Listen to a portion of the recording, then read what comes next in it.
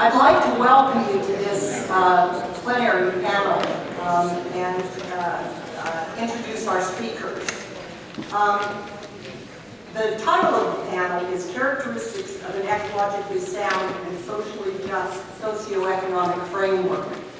And I have to say that I think the session will give voice to many of the questions and concerns that occupy most of us most of the time.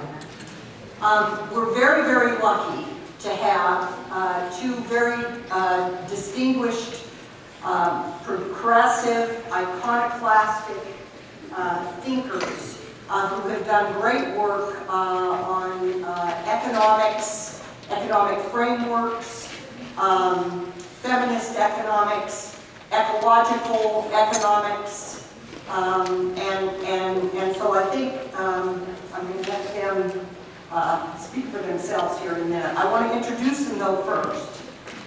We have Julie Nelson right here, who is a professor of economics at the University of Massachusetts at Boston.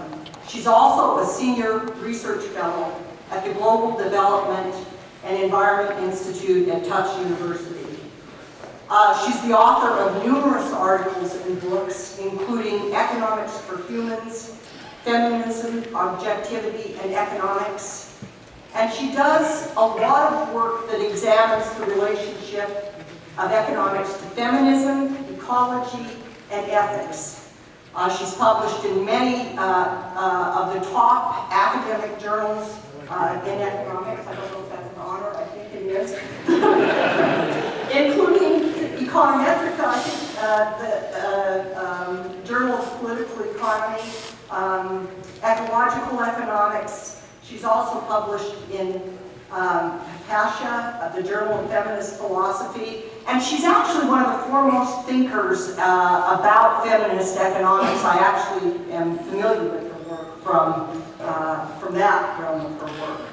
She got her PhD at the University of Wisconsin in Madison, and she also is a member of the E3 network, and that's the Economics for Equity and Environment network. We also have Fred Magdoff, who is an emeritus professor of plant and social science, soil science at the University of Vermont. He's done a lot of work in soil fertility and management, and I think he's concentrated a lot on the organic matter in soil and fertilizer application and the use of nitrogen. He has a book called Building Soils for Better Crops, Sustainable Soil Management that's now in its 3rd edition, and he's got some of them up here if you want to. And he's also well known for his work in economics. He co-authored several books, What Every Environmentalist Needs to Know About Capitalism, Agriculture and Food in Crisis, Conflict, Resistance, and Renewal, and The Great Financial Crisis, Causes and Consequences. And that book was actually an amazingly prescient book which anticipated the global financial crisis. And so without further ado, I'd like to start with Julie Nelson. Thank you, Lisi, for the introduction. And I want to thank the committee for inviting me to talk here today. When I get up in the morning, the first thing I do is drink a cup of coffee. And the second thing I do is give my cat a tablespoon of canned food, which is her treat. I do it in this order because of the previous cat. I made the mistake of giving her the treat food as soon as I got up in the morning. She learned that me waking up was associated with getting treat food, so she would jump on my chest, whack me in the face, and knock my alarm clock off my stand. So with the new cat, I wanted to create the mental model that it is a law of nature that coffee must be drunk before cat food is open. And by repeating this many times, I have created this mental model in my cat's mind where it is a law of nature and the essence of morning food feeding that it follows coffee. and she has never tried to challenge them.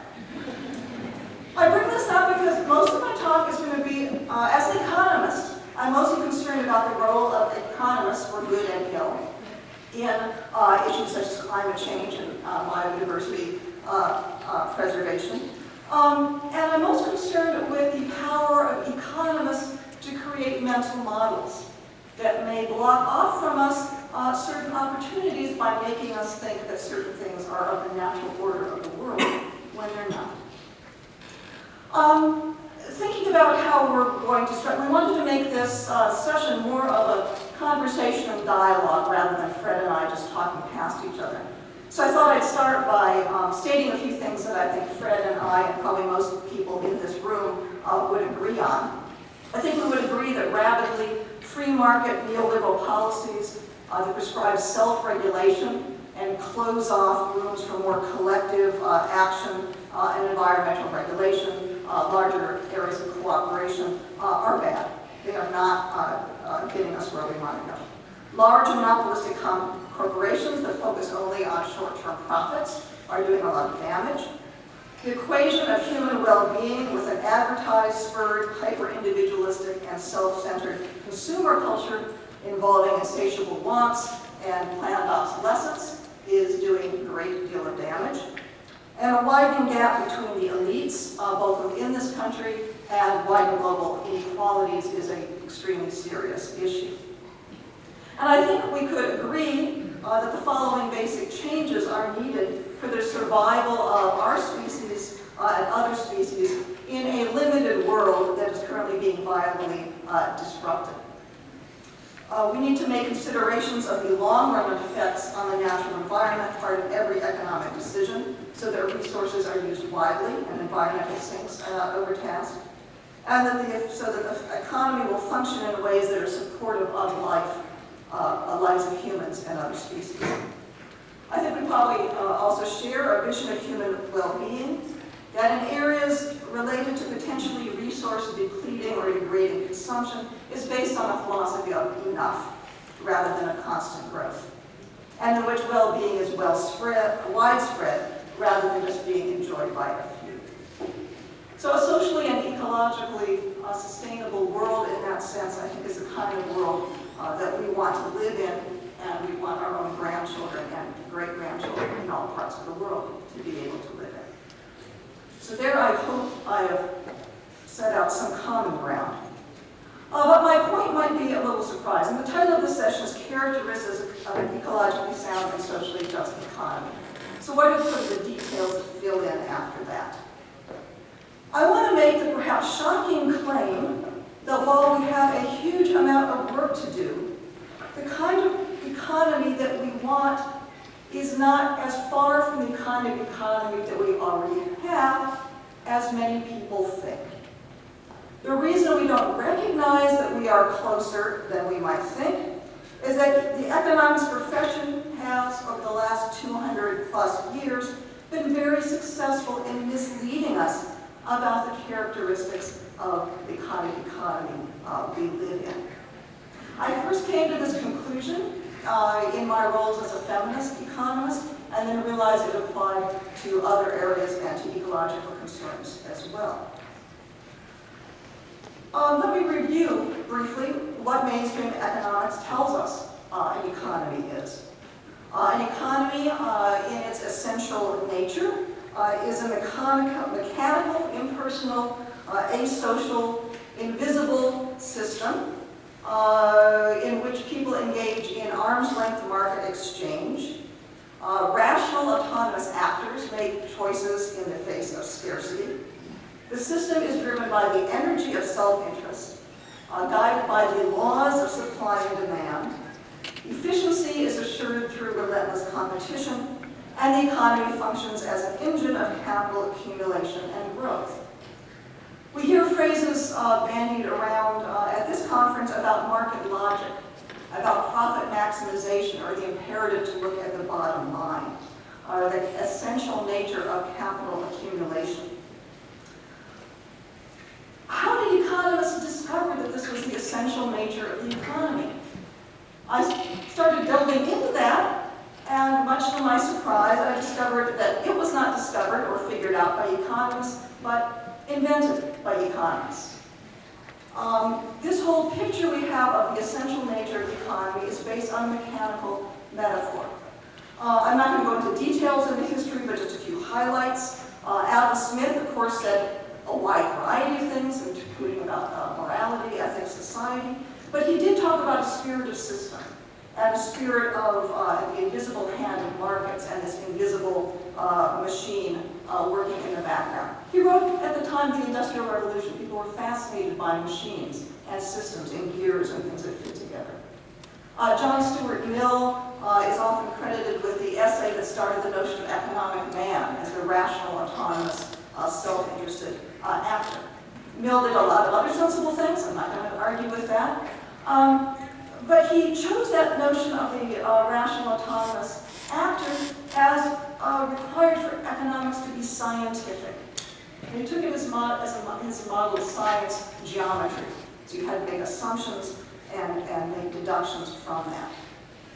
The late 1800s, Karl Marx and Friedrich Engels worked on scientific socialism, as Engels called it. Not utopian stuff, not head in the clouds, but scientific. We can model it, we can write it out. It functions according to laws, like clockworks, like physical science. The neoclassicals, early neoclassicals, Pareto, Jevons, Baldra, etc., in the Marginalist Revolution in the late 1800s, took that mechanical image of the economy, the self-interested actor. Notice you could bring together calculus and notions of maxima and minima. And this is where profit maximization comes from. Think about that term. Maximization is not a term you hear a lot of other parts of society. It came from the economic models that came out of calculus. Then Lionel Robbins in the 1930s gave us the choice and scarcity definition, which kind of got rid of a lot of distributional issues, provisioning issues, and a lot of current thinkers. Sociologists, journalists, political commentators, all sorts of folks take it as a given that the economy, and you can think of it as the market economy, the capitalist economy. I'm not going to get into a bunch of ideas about labels, but there is something about this economy that we have that is this asocial, impersonal, self-interest driven, profit imperative thing. I think it's actually a metaphor, and I think we've become far too enamored with that particular metaphor. How I first started to enter this from the feminist side was noticing how these early economists, when they chose what to include in the economy and how to study what to include in the economy, they made certain choices. It's going to be about markets, it's not going to be about society and family. Okay, it's going to be about rationality, it's not going to be about emotion. It's going to be about self-interest, it's not going to be about care and responsibility. We're going to study it using math, not verbal or narrative analysis. And if you put those up on a chart, like I usually do, and you create the PowerPoint, because there'll only be one for this page, put that up on a chart and you think, what are the gender dissociations of these things? Math, competition, rationality, okay. The whole thing, the subject, the methods, the idea of rationality, all came from picking and choosing a masculine stereotyped aspects of society and experience, and ignoring and treating as invisible all of the parts of human behavior, parts of human social life that are associated with women and femininity. And it became clear to me when I then looked back at ecological economics that nature gets the same treatment. Both nature and women in traditional work of care are supposed to be self-regenerating, eternally tappable springs of resources and care that the real economy can sit on top of and exploit. So, what to do? You got these two different sides, and one possibility is to say, okay, then the neoclassical economists got it right. The market capitalist economy is this machine driven by self-interest and the drive for profit. And therefore, if we want something that is more sustaining of life, we have to reject all that and flip to the other side. Okay, instead of competition, we need cooperation. Instead of self-interest, we need altruism. Instead of global, we need strictly local. Okay, we're just rejecting all of the things that are there. Instead of profit-making, we need to have entirely worker-consumer cooperatives. Now, I'm not saying that these aspects are bad. I'm saying that flipping from one side, completely rejecting one to move to the other, is problematic. It stays within these dualisms. I think dualisms like self-interest and altruism, if that's the only way we think, are very trapping. If we think that this utopia of cooperative living is the only solution, we've got some pretty big issues. We're making huge assumptions to get to utopia. Often I find when I think about a society I really want to live in, I'm implicitly assuming that everybody else in there is pretty much like me. There's an awful lot of people I don't get along with.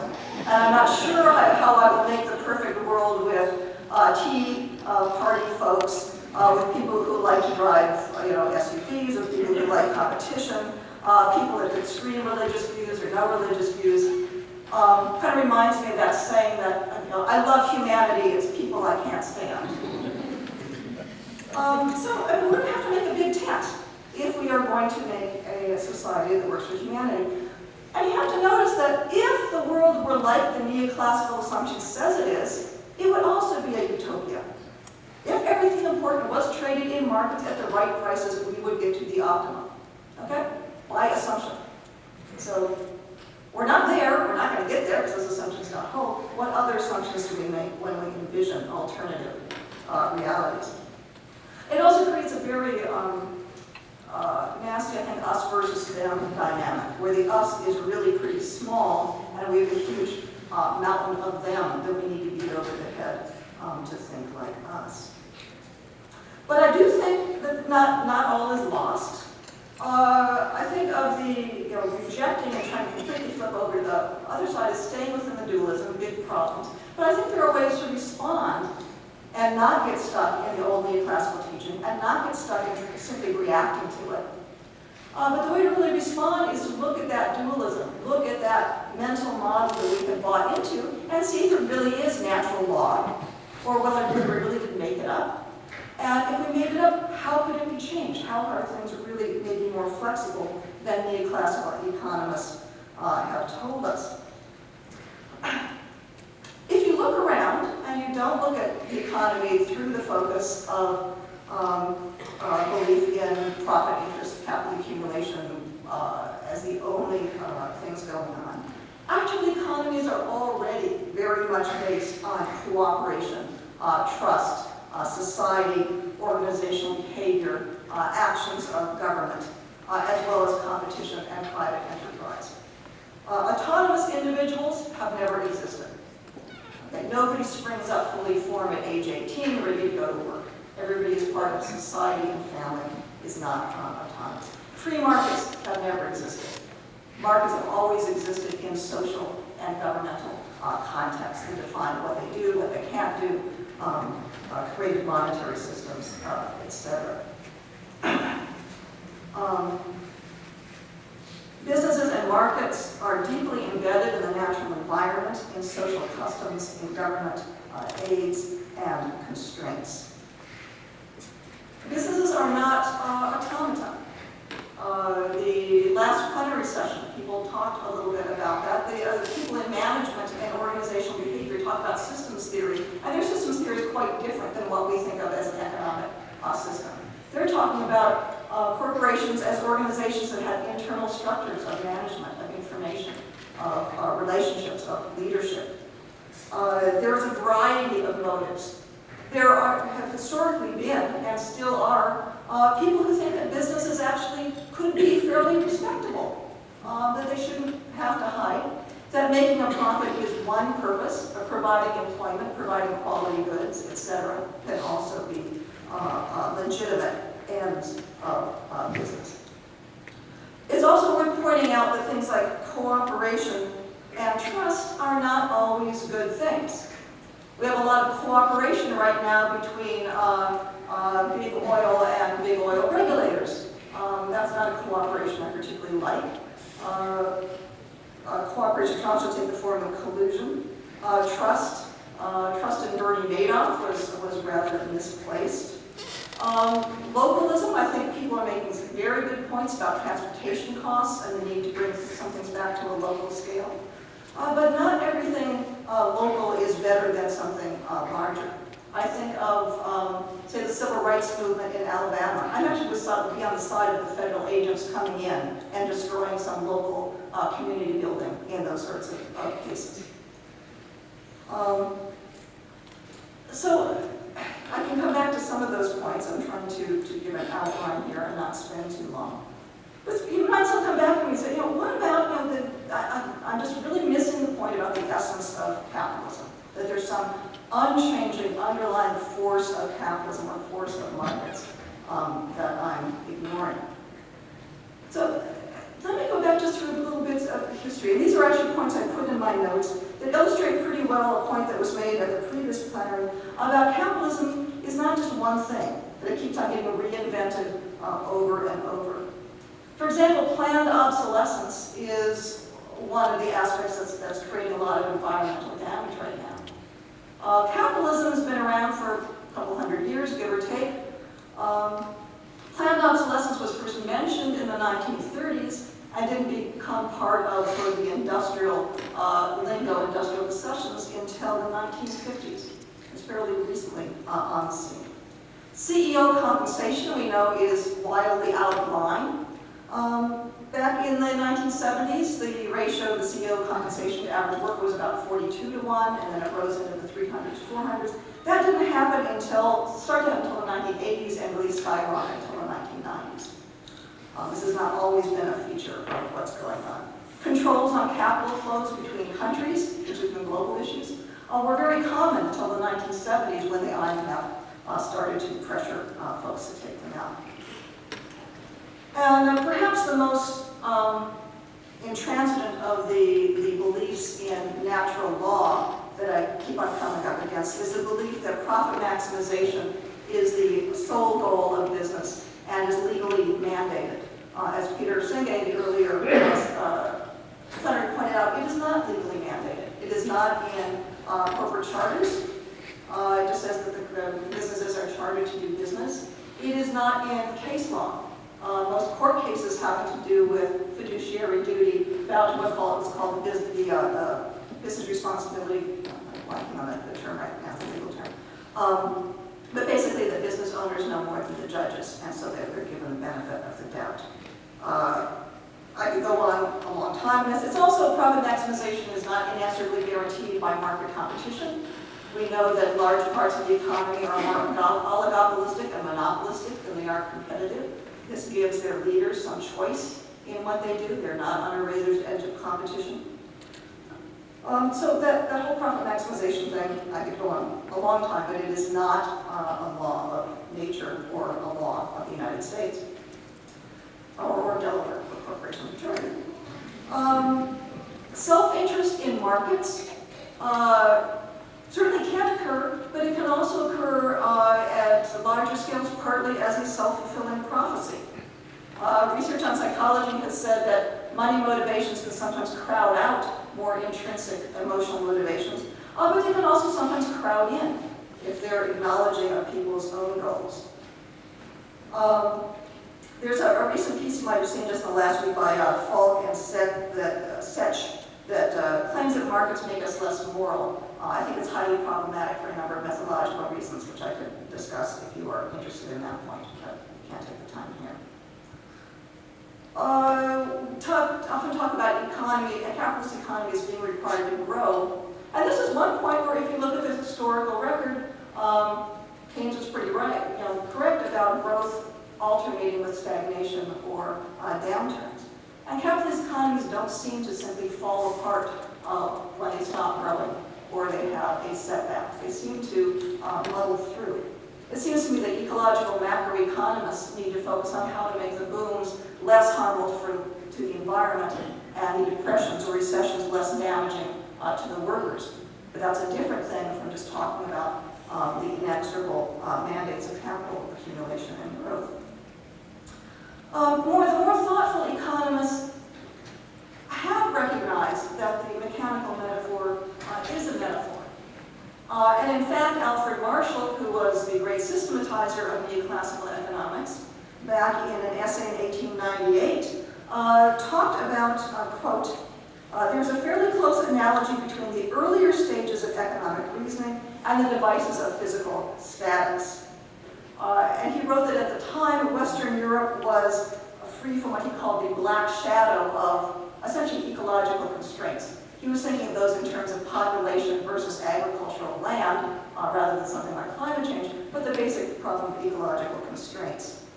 Marshall forecast back in 1898 that within some generations, these ecological limits would again become important, and the early stages of using physics metaphors to understand economics would have to be supplanted by a later stage of organic notions of permeating mutual influence based on biological analogies of life and decay. He was a big proponent of that one metaphor, but interestingly, he also knew that it was a metaphor. So there are many different kinds of capitalisms and many different kinds of markets. I think claims that growth or consumerism are of the essence of the current system ignore the historical evidence and the cross-country diversity of systems. Whatever our system is now is certainly different from systems in the past, systems in other countries. It certainly needs to change in the future, but I think that change is more possible than it would seem if we kept with the mechanical metaphor. Now, we do see fairly monstrous things going on now. Powerful, monopolized, greed and finance-driven large corporations in cahoots with industry-tied regulators and campaign finance-driven politicians, tearing away at fossil fuels like there's no tomorrow. These are all real, very serious problems that we need to face. But they are not the inevitable outcome of the inexorable laws of capital accumulation. They are the result of people, complex people with complex motivations, in situations of power that can be pointed to, named, and challenged. Those people in situations of power are supported by economists whose teachings about mechanical economic systems gives intellectual support to notions of things like consumer sovereignty, self-regulation, the need for executive bonuses, and discounting away the future. I think they're also, unfortunately, supported by economists who teach the inevitability of self-interest in market societies, so it becomes a self-fulfilling prophecy, and becomes a moral get-out-of-jail-free card for corporations who are told that they have no choice but to keep on destroying the environment. And then also contributed to by a public with low moral expectations about business behavior and an affinity with consumers' messages. And that makes us all complicit with our own possible demise. So to summarize, to get to an ecologically and socially sustainable economy, we need to pay attention to the environmental consequences of our actions and adopt a widespread philosophy of enough in relation to resource depleting consumption. I believe we're more likely to get there, however, if we start from a very grounded place right here that is really getting to know the economy we live in right now. Who knows? It might be possible for the cat food to appear before the coffee.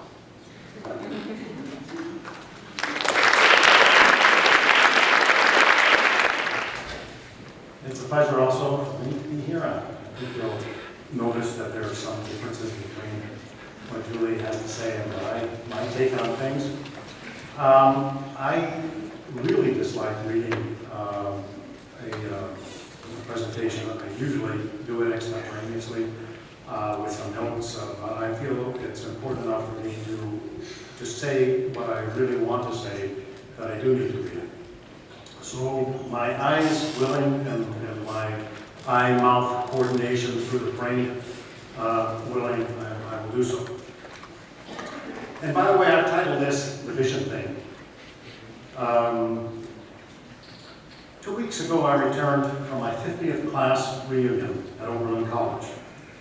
The brief discussions I had there with environmental faculty and students left me feeling a bit dazed. So many good and intelligent people, so concerned, and doing what they think and hope will help heal the environment. After all, this is one of the best environmental education programs in the country. However, I was left disappointed and profoundly discouraged by the lack of discussion or even interest in having a real continuing discussion and debate regarding the root causes of our environmental disasters. Not just climate change, but also pollution of the air, water, and soil. The living organisms, by the way, including ourselves, we're polluted with innumerable chemicals. The loss of biodiversity, both above ground and in the soil. The extinction of species, the overuse and misuse of both renewable and non-renewable resources. It's as though there's a flat tire with perhaps 1,000 holes, and people working are thinking about the best way to patch this hole or that one. One of the students had built a bicycle-powered clothes washer in order to save electricity. Cute, but useful only if you want to wash 1 or 2 pairs of socks and a pair of underwear. No one there seems to consider that the problem might be the tire itself, that the design and materials utilized aren't appropriate to the way it's being used. And if that is the case, then no amount of patching can solve the flat tire problem. It is of the utmost importance to be able to distinguish between symptoms and underlying causes. I ran into this confusion between symptoms and causes time and time again in agriculture, in science and farming practices. Soils may be prone to erosion, some store very little water, grow crops that are particularly susceptible to disease and insect attack, become compacted and low fertility, etc. Farmers and extension specialists usually think of and deal with these as individual problems, using pesticide applications, lots of commercial fertilizers, irrigate more frequently, using heavier equipment, etc. In fact, I spent a significant portion of my career as a soil scientist helping to deal with the negative side effects or the externalities of these responses, this way of dealing with what they thought of as causes, which I call symptoms. Excess fertilizer use, especially nitrogen and phosphorus. By the way, some people in this room might be interested in nitrogen. I don't know if some of you are, but on Sunday, that's June 9th, 35 tons of nitrogen in the form of nitrate went down the Raccoon River past Des Moines, Iowa, on its way to Mississippi in the dead zone in Gulf of Mexico. That's $35,000 worth of nitrogen, in rough numbers. That's one day, okay? These numbers, by the way, are all available. I just went and calculated it. I had June 8th, but this afternoon I had a few minutes because they had June 9th up, so I did the calculations for that. 35 tons of nitrogen flowing past one place in the Raccoon River, costing tremendous amounts of money to take out the nitrate, because the nitrate there is now averaging, at this moment, is averaging above around 20 parts per million, which is twice the public health standard. 20 parts per million of N in nitrate form. However, what I learned over time was that in reality, these are symptoms of an unhealthy soil and a simplified approach to soil and crop management. Likewise, with never-ending unemployment, inequality, and poverty, the systemic necessity of perpetual growth, and pollution of air, water, soil, and organisms. As harmful as each of these is, they are only symptoms of an economic system that is essentially unmanaged. Of course, large corporations and politicians that represent them try to manage the national and international laws and regulations and markets in such ways that it becomes easier for them to make more money. But with individual corporations and other private capital making decisions considering only their own interests, the system as a whole careens from one extreme to another. Addressing individual symptoms alone is not sufficient to the tasks that we need to undertake, either to create healthy soils or to create an ecologically based and humane society. One of the neglected issues regarding thinking and acting about the environment, perhaps the most critical of all, is to borrow a phrase, if you'll pardon me, from the first President Bush, the vision thing. You remember he was having some problems in his re-election, and he thought he was having, one of his problems was not having the vision thing down. I'm not talking about a blueprint with all sorts of details, but rather an agreement on essential characteristics of such a system. Without a vision including some conception of the essential parts, the chances of actually getting to such a society are essentially zero. Or as James Baldwin put it in a commonly cited but still very appropriate passage, not everything that is faced can be changed, but nothing can be changed until it is faced. It is my contention that we are not facing the root cause of the problems, and until we do, there is no hope of solving the social and ecological problems facing the world. For this reason, I was especially happy to be asked to speak today on what an ecologically sound and just system might look like. Not to provide rigid answers, but rather a framework and suggestions for beginning the discussion and debate. But before getting into these issues of such a system with characteristics, it seems that most environmentalists think that the answer is to change capitalism. However, none of the suggested tinkering with banks, the international institutions such as the IMF and the World Bank, environmental regulations, worker cooperatives, trying to use markets to reduce pollution, etc., gets to the heart of the matter. This, of course, does not mean that we should abandon all attempts to buy us more time to help educate others by here and now activism. But the inner moving force of capitalism, its Achilles heel regarding the environment, is the unending accumulation of capital, which means perpetual creative destruction in Schumpeter's terms. Produce and sell more stuff next year, and more than that in the following year, for all of eternity. In such an economy, there can be no conception of enough. There are severe repercussions for many people when the economic expansion falters, because it is only through growth that capitalism creates jobs for new workers and for those displaced by automation nowadays, using robots and software programs. No growth capitalism is an oxymoron. Now is what I want to show. Don't panic on the 2 slides. I didn't even know you were looking at this all the time, so you understand the whole thing already. What I did is I went back to 60 some odd years, data that was available, and took the year-to-year change in unemployment and the year-to-year change in real GDP, gross domestic product. And obviously, these numbers, these issues don't coincide neatly. That is, the business cycle doesn't correlate neatly with years, but you get a lot of information from this. When the economy is growing at less than 2% a year, essentially, in almost all years, you have an increase in unemployment. Going up is an increase in unemployment. Okay? Right now, the economy is growing at about a little over 2% a year.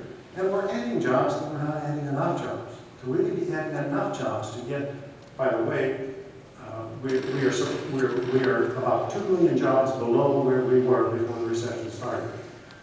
We are 5.6 million fewer full-time jobs than before the recession started. That's based on the last data which I calculated this morning. Okay?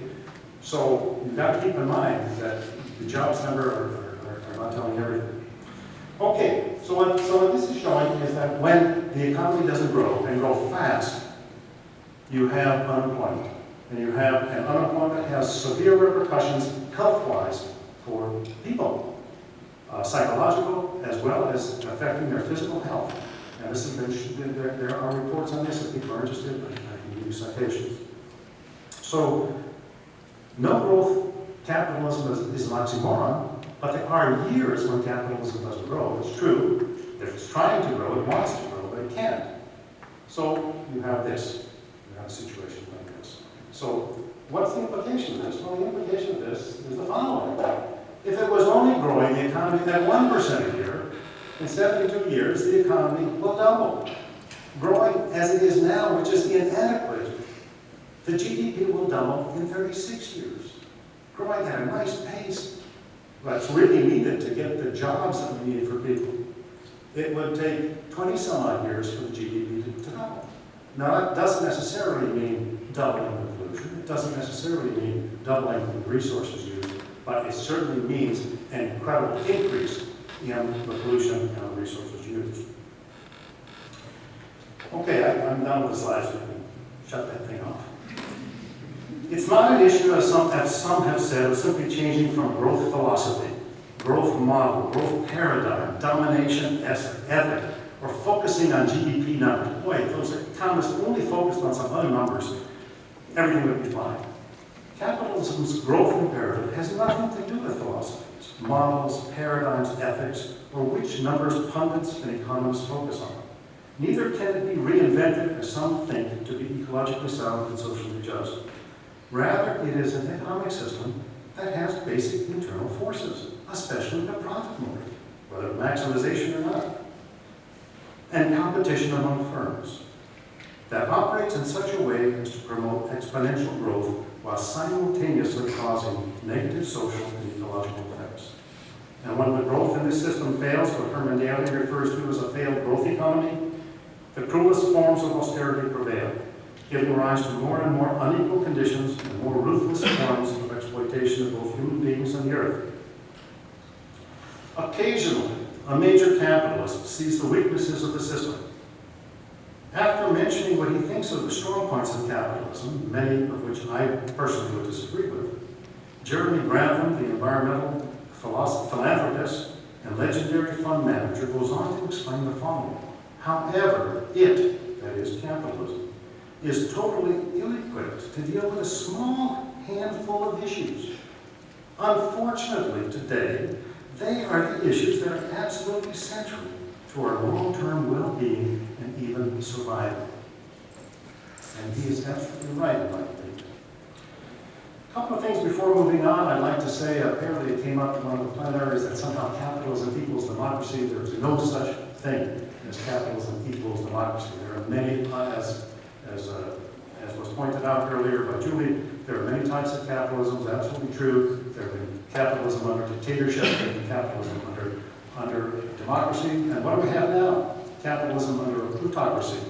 If anyone doubts that, by the way, I would strongly urge that you read Joe Stiglitz's article, Of the 1%, by the 1%, for the 1%, in Vanity Fair that appeared before the occupation movement started, actually.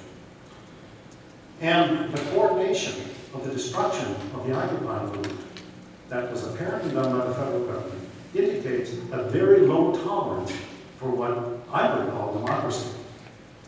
And so we are living, in my opinion, at least at the national level, anything but a democracy. Although we can vote for this party or that party, they are both bought and paid for by the business corporations. Okay, well, let's get what I'm supposed to talk about. Here's my definition, and I'd be happy to hear others, of an ecologically sound and socially just economy. One that encourages all people to develop their full human potential in such ways that the environment, with all its complexity, essential cycles, and relationships, remains intact, functioning, and healthy.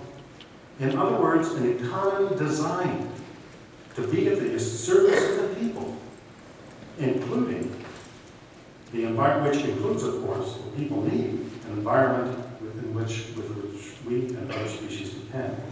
This is an economy that can stop growing, that can function well during a steady state, while meeting the needs of the people and the rest of the natural world. Ideas and suggested characteristics, principles, and procedures below are not meant to be a grab bag of possibilities from which one can pick and choose the ones they like. Rather, as I view it, the various parts need each other in order for the economy and social system to function in an ecologically sound and just way.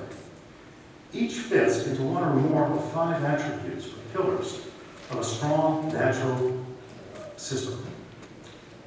Self-regulation, self-sufficiency, diversity and interdependence, efficiency of cycling of nutrients and energy by closely linked metabolic relationships, and resilience through self-renewal.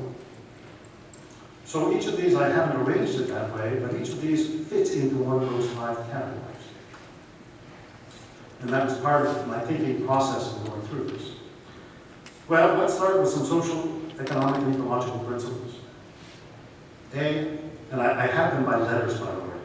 A through, I don't know, they go a long way down the alphabet. I just heard the Vice President of Bolivia give a talk on Sunday evening, And he said he had 9 points. By the time he got to the 8th, I said to my neighbor, geez, I hope he doesn't have 19. That was misstated. Anyhow, it can be irrelevant aside, which I do too many times, which is why I should read and stick to this. Economic decisions, what to invest in, what to build and produce, and how to build and produce it, are made democratically and for the purpose of fulfilling basic needs of people, which I can't say too many times, includes a healthy local, regional, and global environment, allowing all to strive to reach their full human potential. Thus, people can live a culturally and socially rich life, though with a modest standard of living, that is, amount of stuff, below that which is considered a middle-class Western standard. Note the contrast.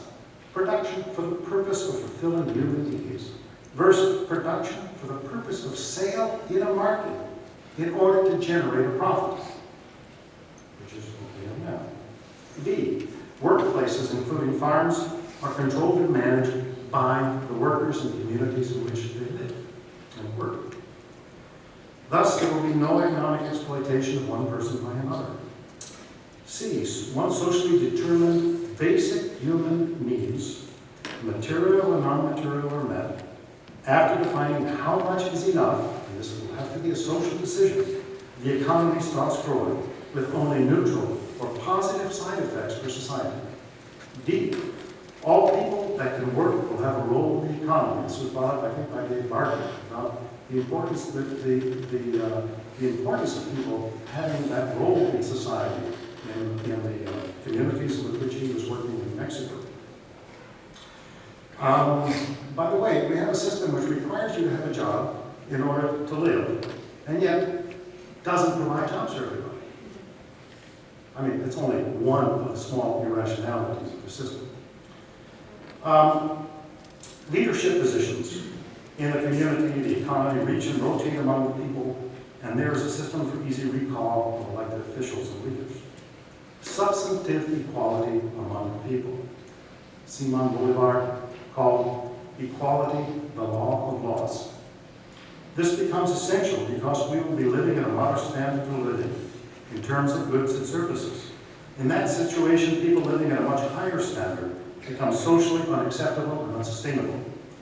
People will have richer lives with less stuff because they'll have more time and assistance and encouragement to develop and follow their passions in sports, science, music, dance, writing, painting, handicraft, growing flowers, whatever, and to more fully engage with family, friends, and community. In a no-growth economy, sharing and equality become the only way to eliminate the remnants of poverty and make sure that poverty doesn't reappear. Interactions between and among communities and regions and nations will be based on principles of reciprocity, solidarity, and mutual assistance. An economy that has a social purpose must involve active management. This to me is, I think these are all important, but I'm going to highlight a couple which I think are more, that need highlighting. Planning for short-term and longer-term needs has to begin at the community level. And an example of this is the community councils in Venezuela, about 30,000, 34,000. People aren't aware of some of the social changes in Venezuela. What you get in the American press is unbelievable. There are really some interesting things happening along with a lot of problems. I would not deny that. And it's intertwined and coordinated with other communities in a regional plan. Once there is a social purpose for an economy, as opposed to individuals making the decisions that are aimed almost exclusively to obtain as large profits as possible, there is no way to rationally operate without planning. For example, the production needs for both the First and Second World Wars were accomplished only through planning and through the use of rationing for the public. These plans were essential. After all, given the competition among the military services, and that was substantial, by the way, and with civilian needs as well, how else could you ensure that a particular part, let's say a set of ball bearings, got to the right factory at the right time in order to produce an airplane needed for the war effort? It is not possible for markets to do this. And it wasn't possible, and they knew it wasn't possible. And that's why they had a planning system in which they were told You had to have those ball bearings at this plant at that time. And they did. And they had them. In the absence of a planning system for production and distribution, how can we ensure that all people have adequate housing, enough food, clothing, health care, etc.? When items are scarce for whatever reason, rationing will ensure that everyone has a fair share. As I mentioned, this was done in the United States during World War II. Of course, we should keep in mind, rationing is like a dirty word. We should keep in mind that in capitalist economies, the market is a system of rationing. Okay? The market, you can buy anything you want if you've got enough money. All right? But upscale housing, the restaurants and fancy appliances, obviously these are out of the reach of people with modest means. But even sometimes the basic needs, such as food and housing, are beyond the reach of the poor, even in the wealthy countries. So that rationing is occurring. It is occurring right now in the United States. It's just not occurring through a systematic one that you can see that the government applies, but rather through the market. The market is very good at one thing in particular, and that is rationing. Procedures, ecologically sound metabolic interactions with nature and resources. Each community and region should strive within reason to be as self-sufficient as possible with respect to basic needs such as water, energy, healthcare, food, and housing. This is not a call for absolute self-sufficiency, but rather for an attempt to build resilient communities and lessen the need for long-distance transport. Clearly, everything not every commodity or service is going to be produced in every community or even every city, but trying to be as self-sufficient as reasonably possible can still be a goal. Redundancy plays an important part, both in self-sufficiency and resilience. People with similar skills are needed in a community. There's got to be more than one electrician and one person who knows about plumbing in an area. And you also need redundancy in production facilities. Let's say there's a fire in one production facility. You need another one somewhere not too far away that can provide the essentials, because only the essentials are being produced. So others can take up the slack if you have redundancy. Energy use only comes from current or very recent past renewable energy sources and used near where it's produced. Methods and aims of industrial production and building construction are such that goods have a long life and are easily repaired, repurposed, and or recycled. Non-renewable resources will be conserved and used sparingly, and in such ways that they can be recycled efficiently as efforts are continued to replace them with renewable ones. Let me just give two examples. One which you probably know about, obviously you probably do, and one which you may not. Using legumes to supply nitrogen for a grain crop in a rotation that will come next means that you don't have to produce nitrogen fertilizer using usually natural gas. It is very energy consuming to produce nitrogen fertilizer. About a third of the energy that's used to produce corn in the United States goes into producing and bringing it to the farm and putting it on nitrogen fertilizer. Okay, so that's one example of substituting a renewable resource for a non-renewable resource. Another one is a relatively new process in which fungal hyphae are being grown in such a way that they can replace styrofoam as packing and insulating material. And it's actually happening. So you have a renewable resource that's going to replace styrofoam. Agricultural production is carried out based on soil and above-ground habitat management that produces healthy plants better able to defend themselves from disease and insects and to enhance habitat for beneficial organisms. I don't know if people are probably not aware of this if you're not in this area, but plants have reasonably sophisticated defense mechanisms from both insects and diseases. You can read about it, I think, in chapter 8 of my book on building soils for better crops, which, by the way, can be downloaded for free off of the web at SARE.org, SARE.org.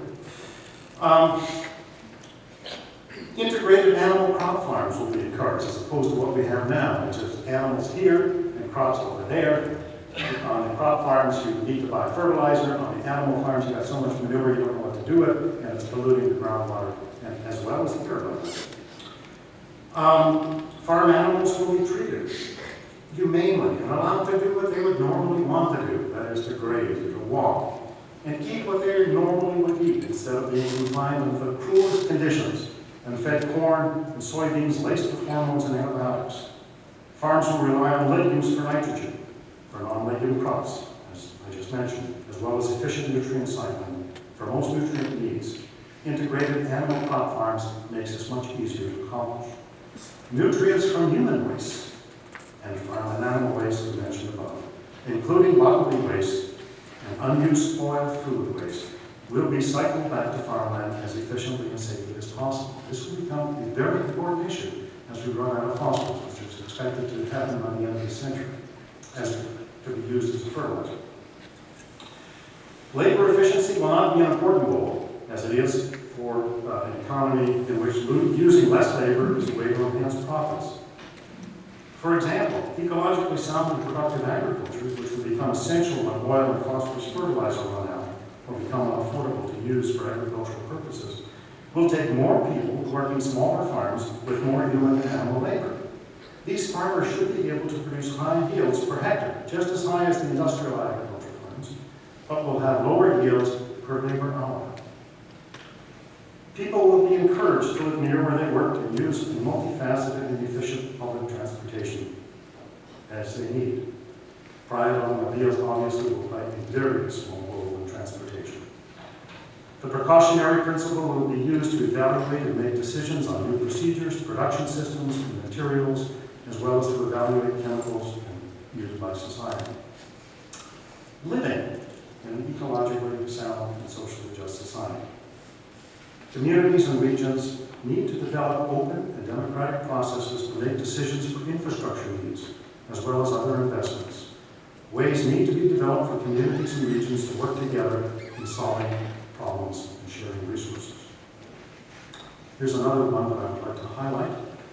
Education and interaction among people within communities and between communities will strive to encourage those human characteristics and ethics that best fit an ecological and just society. Compassion instead of naked individualism.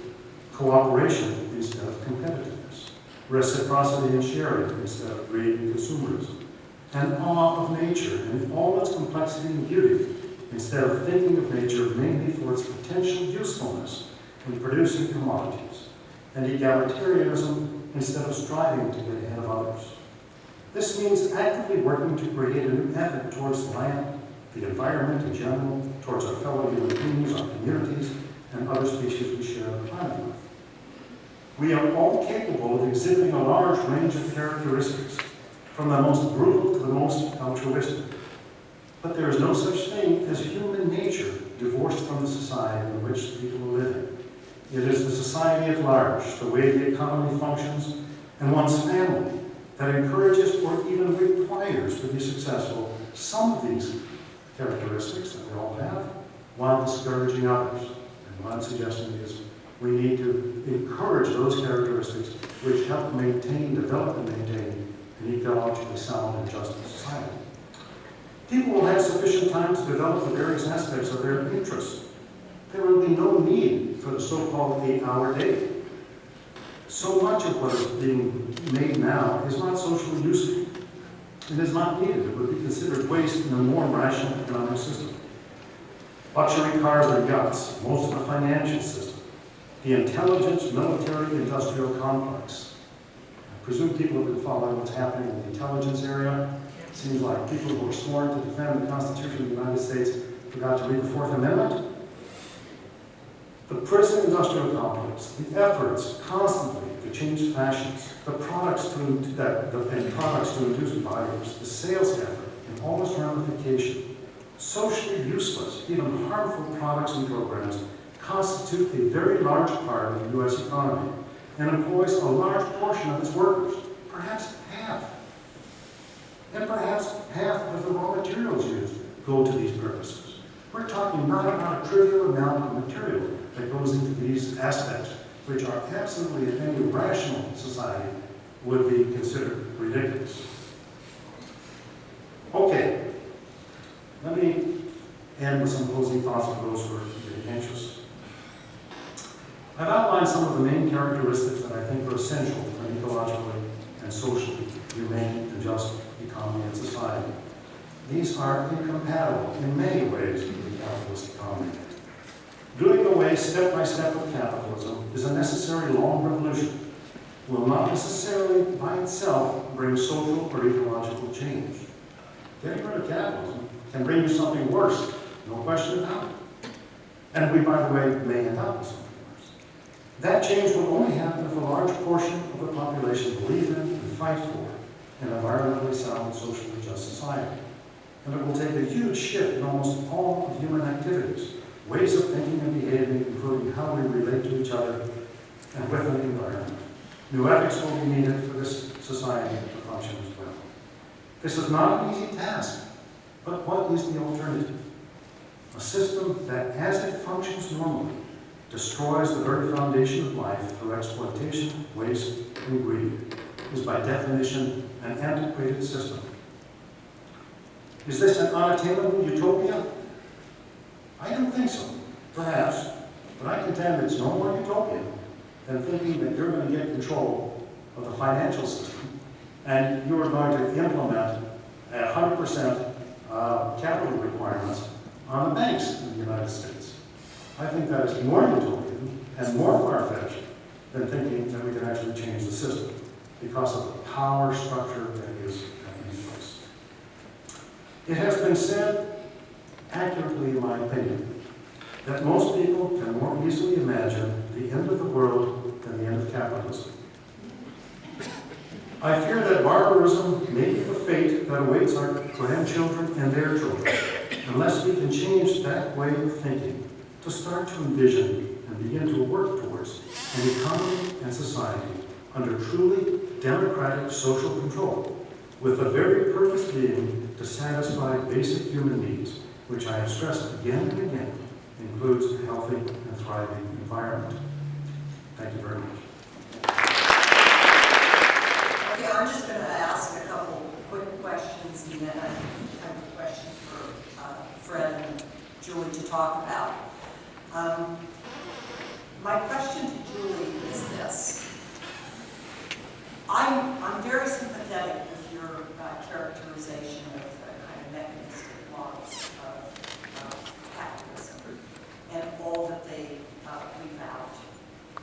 And in particular, all that they leave out about how women participate in economic matters. But is the mechanistic kind of modeling of capitalism just a metaphor? Or is there something about the logic and dynamic of the system that these mechanistic models, maybe some not very well, but something that they identify about the system that's important to understand? Because if we look at the reality of our situation, we see a world where there seems to be certain things that are as predictable as the sun coming up and going down. The growth of the system, the dynamic of the business cycle, those seem to be systematic parts of the way it functions. And so I guess my question to you is the question of, is it just a metaphor, or are there things about the system that we need to understand, and in particular in terms of this process of growth and accumulation? Because to use the kind of analogy that Herman Daly uses, we have two problems in this boat. One is to readjust everything so that the boat is evenly weighted, and the other is to make sure that we don't sink below the brimstone line. And so I'm wondering whether or not understanding the dynamic and the logic is important for that. There are certainly empirically noticeable regularities and processes and room for creating more elaborate metaphors, which we call models, to try to explore and make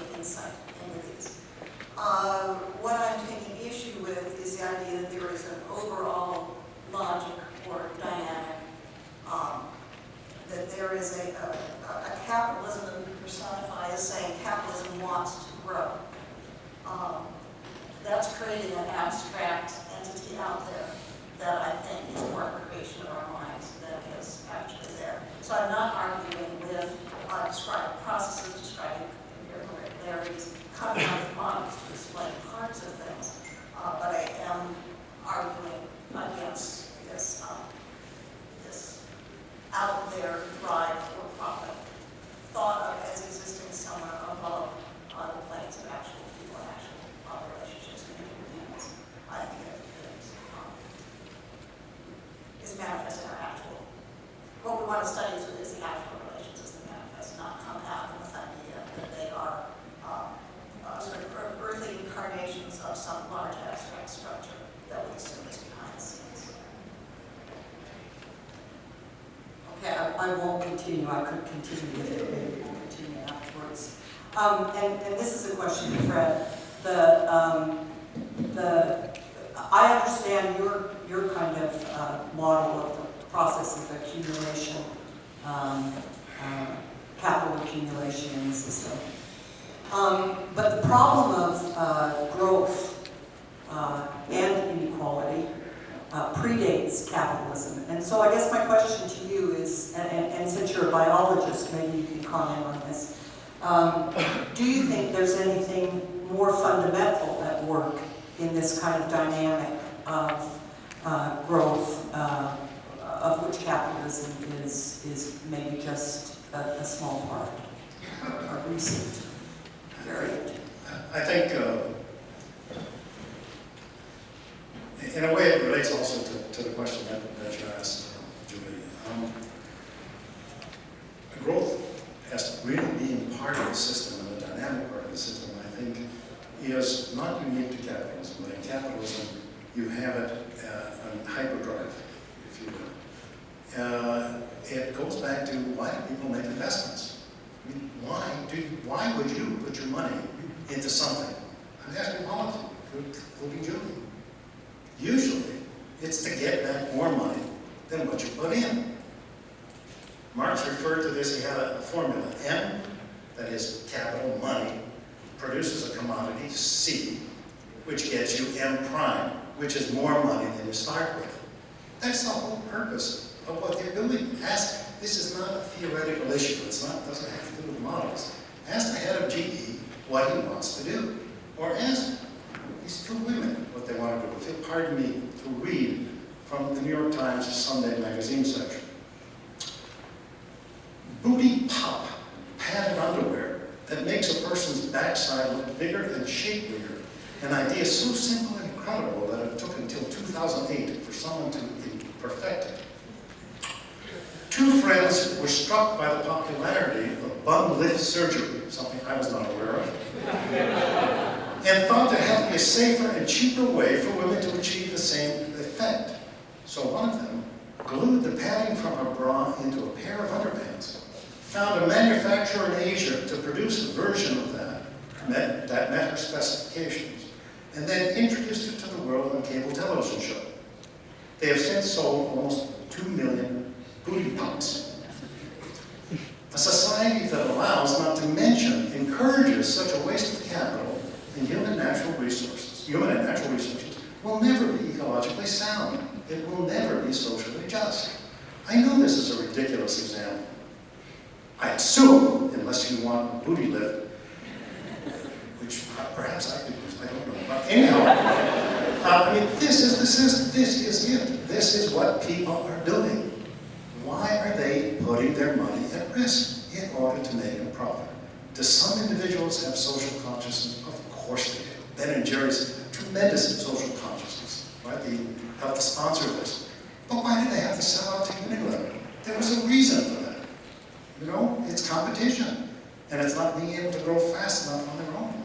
I mean, these are not, I tried to give you my take on this. This is not a theoretical issue. It has nothing to do with models. It has nothing to do with anything like that. You just talk to capitalists and find out why they're investing. And they will tell you the reason. They're investing to make money. They'll do it any way they can. If they make a product which is ridiculous, as long as they convince you to buy it, they don't give a damn. They pop booty pops or whatever. It doesn't make a difference. Nowadays, of course, the best thing is, and also not that bad for the environment initially, is to make money with money. No intermediary. what Marx called M/M prime. That's the whole speculation, the whole financial system, where you're just basically betting on whatever. But the whole point, ask any capitalist what in the world they're doing. Some will tell you they want to treat their workers nice. Okay. There are people like that, and I'm not saying they're ogres, but in order to live in this society, in order to function as the way they need to function, this is what they do. And so I would suggest if you have any doubts about that, go and ask a major capitalist why they invest their money. Okay, and I'm going to ask one more question to sort of engage the discussion between the two of you. I'm also sympathetic to your position because it allows for a lot of possibility for human agency in the system as it exists. Okay? Although I worry that we won't end up where we need to go as quickly as we need to go. Right. Okay, so that's the problem. So I think the two of them, in my mind, Fred and Julie, kind of maybe demonstrate a tension that we all grapple with, and that is on the one hand this kind of idea of whether the system can be reformed and how much it can be reformed, and on the other hand, the need for fundamental, more foundational change to actually turn things around. And so, I guess my question to you is, if I were to put the two of you in a room together and ask you to come up with a blueprint for us, because we can agree on what an ecological and just society should look like. I think we can agree on that. Pretty much. But how do we get there from here? And how do we get there from here quickly? And could the two of you reach some consensus about how that might happen? Yeah, I mean, I think we do have some similar endpoints in mind. As I said, I'm not at all denying that we are in really bad shape. We are in a totally crazy system, booty pops included. The point where I vary is not by denying that there are huge issues here, but by trying to look for where the energy towards changing this might come from. And I am concerned about, I think Fred's characterization of capitalists is one that a lot of people, I think of as capitalists, would reject, and that we can't dismiss those folks. I mean, actually, CEOs have children and grandchildren. There was a word that came up earlier in the other previous plenary about somebody at Nike wanting to leave something as their legacy. People are complicated. People are greedy. People are sometimes very caring. People are not as single-focused on profit as portrayed in these inventions by economists. Yes, profit is part of this. So when we look at the system, I have nothing against democracy, worker, consumer, cooperatives, and planning, which are a big part of Fred's vision of this. But I think we have to realize that those things don't come free, and those things don't work perfectly, and those things are better suited possibly to some areas of the economy than the other.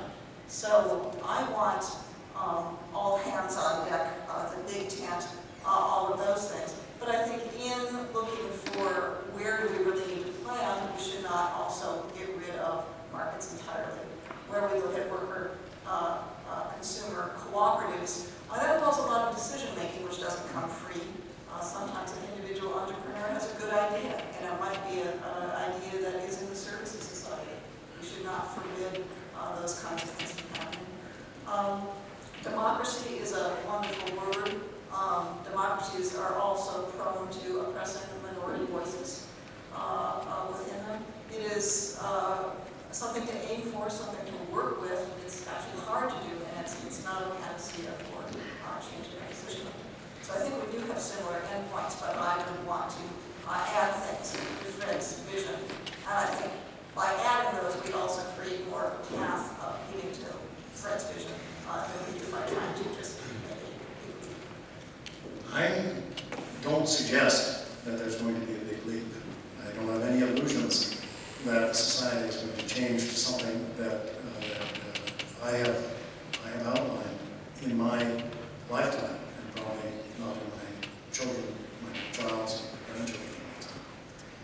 But what I was trying to do was outline what I thought were the characteristics that were needed if you wanted to have an environmentally sound, ecologically just system. How to get there is the rub, the question about it. That is the issue. And I once gave, John and I were giving a book talk on what every environmentalist needs to know about capitalism, and there was a young woman in the crowd, and she raised her hand and asked the question, well, she was thinking about going to demonstrate against the XL pipeline in Washington. This is one of the earlier demonstrations, not the most recent ones. And after hearing us, she thinks maybe she shouldn't go. What do I think? I said, go. Go. We need activists. We need people doing these things now. We need to stop the coal trains. We need to do all these things. This is not an either or. You're not going to change ethics overnight. You're not going to change people's ideas overnight. We need to work together, in multiple different ways to try to get there, to get to a more sound world. So I think we've got to fight for higher minimum wage. We need to fight for all these things that will make this society more humane, make it easier to live for people, and also safer to live with all the damn toxics running around. I am not opposed to this whatsoever. I'm in favor of it. I will sign any petition that you have on any of these issues, okay? But the point is, we need to start thinking and talk to other people about what we really need if we really want to stop these problems, the ecological disaster that's happening, which is now combined with an economic disaster of historic proportions, maybe not the worst, but certainly historic proportions. Regarding capitalists, do you remember the Polar Tech factory? Where is that, Massachusetts? It burned down, and it was owned by this older fellow who could have just taken the money and run. You know, the insurance money, could have taken it and run. And he decided, because of his dedication to the workers, that he would rebuild the factory. That's wonderful, and there are people with thoughts like that. But why did it get so much press? It's almost unheard of. Almost unheard of for something like that to happen. That's why it got so much attention. A very decent human being, okay? And I'm not saying that there are other CEOs of other companies are not decent human beings, that they don't have children and grandchildren either. But they are forced, within the conditions in which they are working, they are forced to do certain things. They're not forced, they're encouraged. They need to produce more stuff and sell it to them. They need to do it cheaper than the one next door, or if it's not cheaper, somehow sell you more of them than they would otherwise. So this is not it's not an issue of again, it's not an issue of theory or whatever.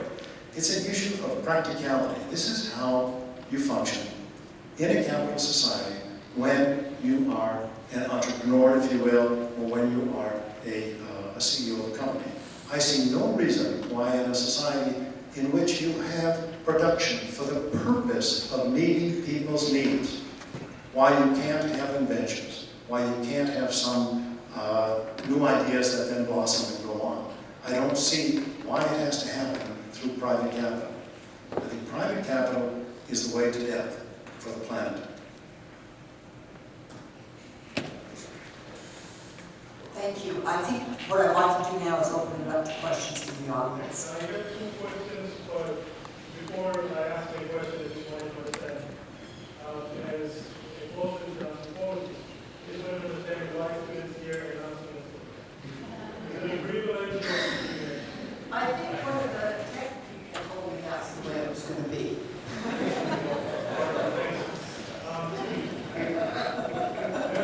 My question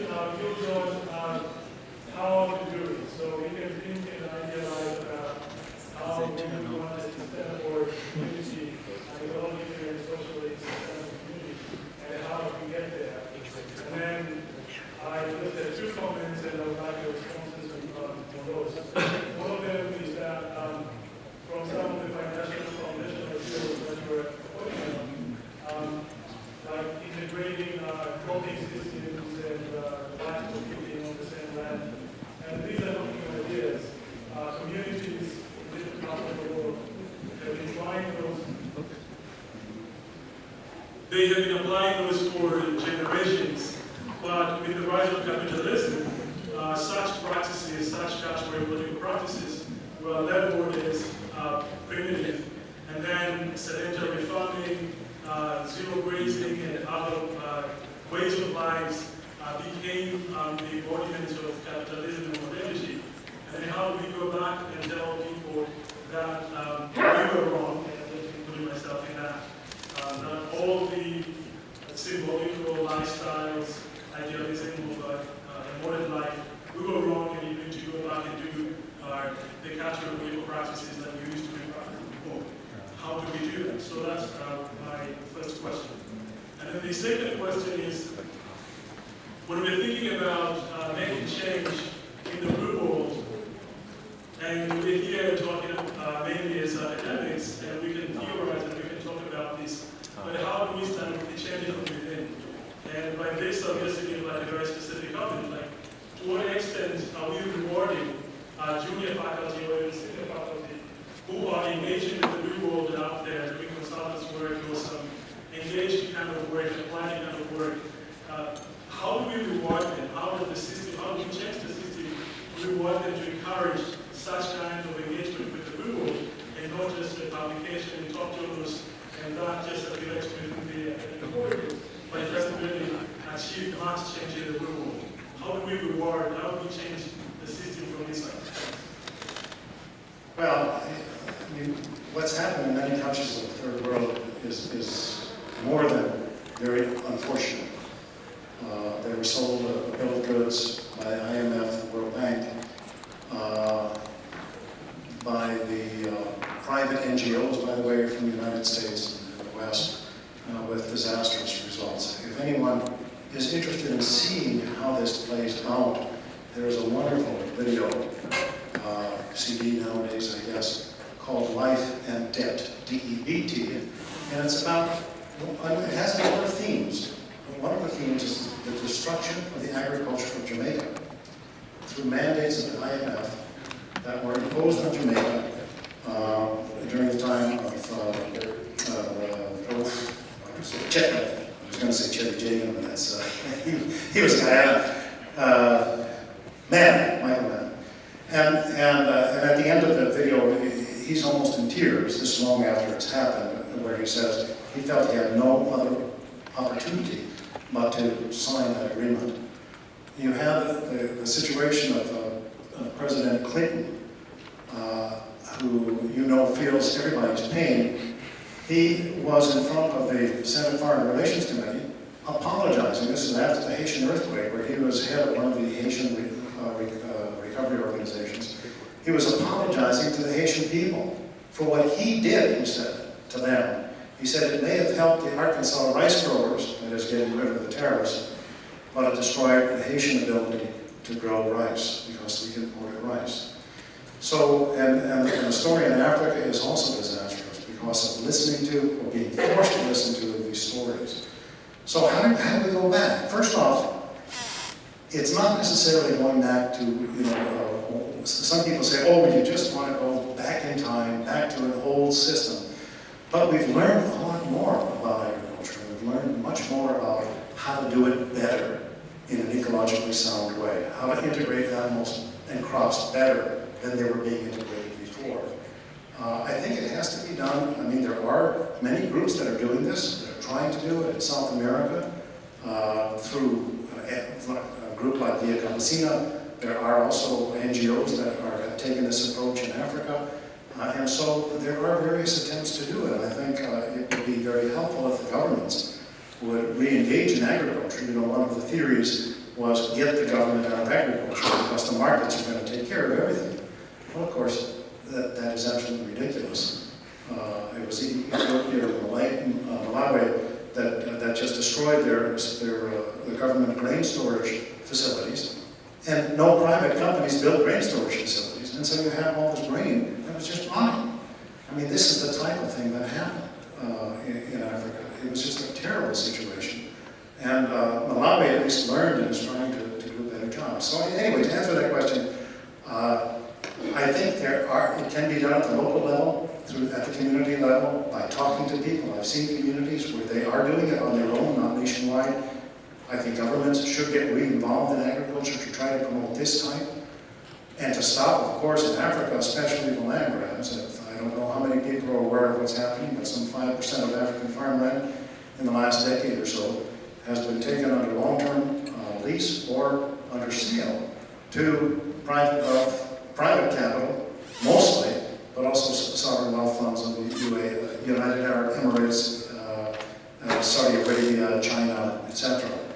This is a terrible situation which has displaced peasants. I mean, this is sort of the last version of the enclosures.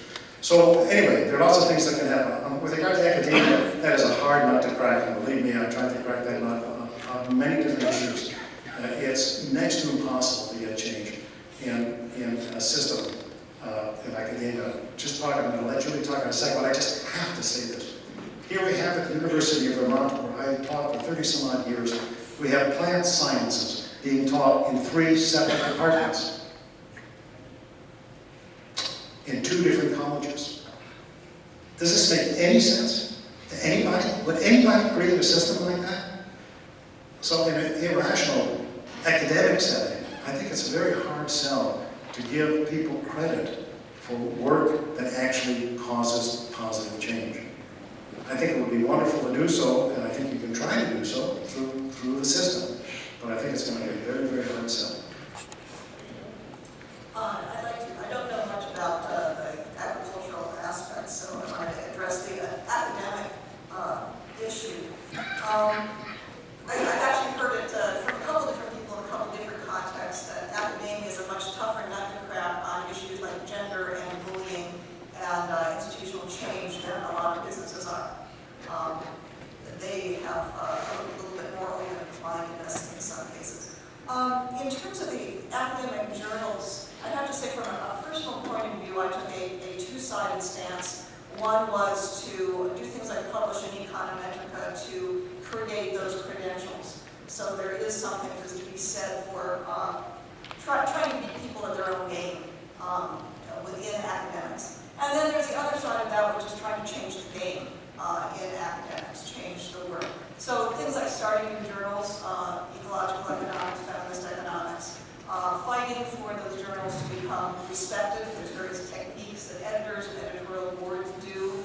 I know there's a big battle in Europe over some rankings of journals so that heterodox departments are fighting. In my own institution, we try to make sure that we pay attention to things like policy reports as well as published issues. So I think it's, don't neglect, a personal note, don't neglect one's own career in the process of trying to do the change, but when you get a chance to do the change, dig in and try to create that path for others. Over here, and if you could keep it to one question, that would be great. Okay. In my microeconomics textbook, it said that the role of economists was to describe the economy and to predict where it was going. Over the last couple of days, we've heard an underlying current of a theme of design. And it strikes me that design is something which takes quite a lot of creative skill. And yet, within the discipline, I'm not sure if there is that skill to design. Therefore, what networks do we need to build to find the designers who can help design that which needs to change in economics, but also in economists? Let's let Julie answer that first. Yeah, I would say there's, when you're talking about design, you think of one example where sort of standard microeconomic analysis, well, somewhat standard economic analysis, may have been called, which is design of, I think it's in Cambridge or Boston public schools. There was sort of an auction mechanism thing for getting your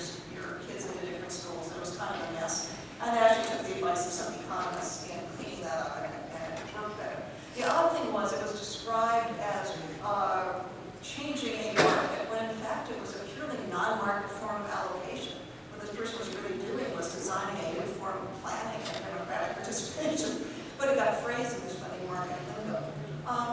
Economists and the Plenary are very badly equipped and totally unequipped to talk about institutional design. This is actually how I got into looking at where the idea of profit maximization came from in firms. It grew out of my look at how would economists think of households as being like. A household is a unit that maximizes a single utility function. Okay, where are the women and kids in that picture of the family? That seems a little simplistic. Well, we also think the firm is a unit that maximizes a profit function. Isn't there something a little suspicious about that? All of those internal and institutional aspects, and very little actually of what goes on in real world markets is part of standard economics to us. So wrong place to go to look for issues of design. We assume it away. Yeah. Okay, over here, and I think, unfortunately, this is going to be the last question. Pretty good in that case. Hi, my name is Jill Boyd, and this is a question just specifically directed toward Professor Fulbright. I just want to thank you for your presentation. Not Fulbright. Oh, I'm sorry. So I'm really excited that tomorrow we're having a luncheon for kind of specially focusing on women in ecological economics, and you paint a picture in which the economy is in fact much more nuanced than we recognized before, an emergent economy that kind of arises from the decision of lots of individual actors that kind of doesn't have a source behind it. And it strikes me that, to really paint that full picture of a more nuanced economy, we need a variety of voices, including women and minorities. And I wonder if you could just give advice to people in this room who hold the keys to hiring in academic departments and also to kind of hiring in the professional sense. How can they help paint that more nuanced picture by bringing in a diversity of voices?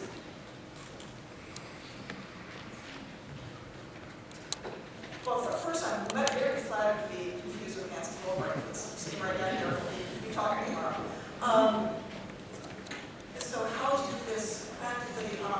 Actually, I have to say I have a little bit of a disagreement with the question in that I don't think that, say, women and minorities necessarily bring a different voice with them. What does come along is often a recognition of cultural factors that can seem invisible before. I've heard it said that fish don't notice they're swimming in the water, and when I went to economics graduate school, I noticed that my male classmates didn't notice the masculine alignment of economics subjects.